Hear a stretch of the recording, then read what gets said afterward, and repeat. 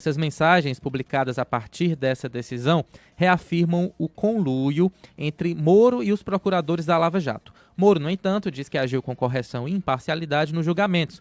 E, além disso, não reconhece a veracidade das mensagens, reclama aí da forma como elas foram obtidas e tudo mais. Numa conversa de 2015, o então juiz federal Sérgio Moro se mostrou irritado após procuradores do Ministério Público Federal recorrerem de uma condenação. O caso envolvia o engenheiro Mário Góes, apontado como operador de propinas de um esquema de corrupção na Petrobras. Pedro Barusco, ex-gerente executivo da estatal, e o empresário Augusto Ribeiro de Mendonça Neto estariam nesse esquema. As mensagens se tornaram públicas nesta segunda-feira, depois que o ministro Ricardo Lewandowski, do STF, reiterou o sigilo das reclamações. Deixa eu ler aqui direitinho. Reiterou o sigilo da reclamação que deu à defesa do ex-presidente Lula acesso a essas mensagens apreendidas. Professor Daniel Maia, como é que o senhor vê aí essa relação entre Moro e o Ministério Público Federal? Isso coloca em xeque os julgamentos? É mais um elemento para anulação do processo? Sua avaliação. Acho que o microfone continua desligado. Daniel Maia já vai falar aqui. Pronto. Me perdoem, amigos. Me perdoem. A relação do Moro com o Ministério Público Federal, notadamente durante a Lava Jato, foi uma relação muito promíscua, no mínimo promíscua. Desde que o Intercept revelou aquelas primeiras trocas de mensagens, ali tinha material suficiente para anular vários julgamentos. Não sei se todos, e nem sei pontuar quais, porque eu não sei especificar quais mensagens se referem a quais processos. Mas certamente tem muito material para os tribunais superiores anularem muitos processos, porque nitidamente ali você tinha uma disparidade de arma. O que é? Independente do juiz estar julgando de forma parcial ou não, as partes, a acusação e defesa, precisam ter a mesma paridade de armas. Ou seja, precisam ter a mesma possibilidade de enfrentamento. E ali, certamente, o Moro fazia uma diferença, porque o procurador trocava mensagem com ele de madrugada. Ele dizia, peça isso, o promotor ia pedir, ele deferia.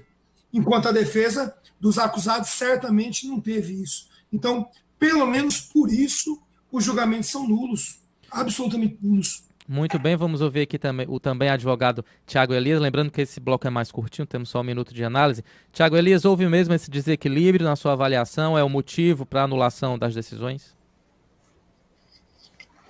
Bem, inicialmente a gente tem que saber que o Moro não reconhece essas mensagens. E que essas mensagens, se forem verídicas, foram alcançadas de forma ilícita. Então essas provas não são válidas no processo, porque são provas ilícitas, são árvores do fruto proibido.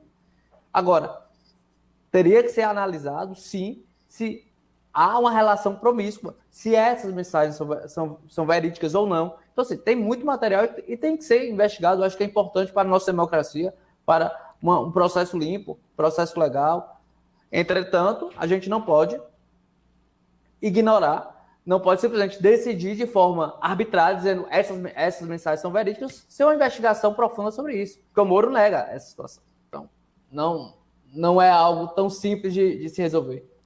Muito bem. Carla Michele, mais um fato aí para desgastar a imagem do ex-juiz Sérgio Moro e, ao mesmo tempo, fortalecer o discurso do PT de perseguição política, né, e de, enfim, falta de equilíbrio aí nas decisões. Ítalo, eu acredito no seguinte, se o fruto da árvore, se o fruto proibido ele foi mordido, por exemplo, pelo Intercept, ele foi mordido também pelo ex-juiz Sérgio Moro, né, quando divulgou informações que foram obtidas de maneira ilícita, inclusive no Jornal Nacional, né, foi matéria do Jornal Nacional. Então, na realidade, Ítalo, eu acho que a discussão que a gente deveria fazer é a seguinte: o quanto esse tipo de coisa gera insegurança para a justiça brasileira, o quanto nós, brasileiros, começamos, a partir disso, a desconfiar da justiça brasileira. E uma outra questão importante, mesmo depois de todo o espetáculo gerado pelas diversas operações, né, daquilo que foi abrigado, isso que a gente chama de Lava Jato, nós temos denúncias cotidianas de corrupção. Ou seja, aquilo que nós vimos, todo o espetáculo que foi montado não foi o suficiente para que a gente conseguisse resolver no país essa questão da moralidade, porque cotidianamente nós acompanhamos escândalos de corrupção nesse país, de partidos políticos os mais diversos.